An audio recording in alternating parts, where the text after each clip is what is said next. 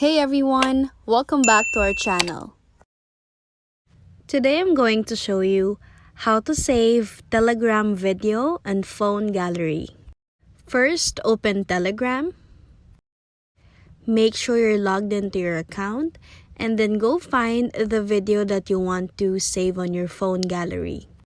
Let me just choose one video in here. Alright, so this is the video that I want to save. Now on the upper right part of the screen, you'll see a circle with 3 dots. So we need to tap on that. Here you'll see an option to save video. So tap on save video.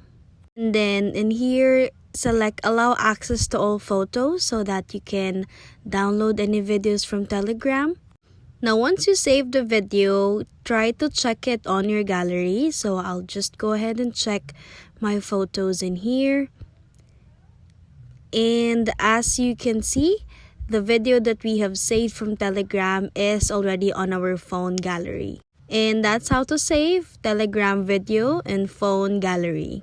If you like this video, please give us a thumbs up, comment down below, and subscribe to our channel. Thank you for watching.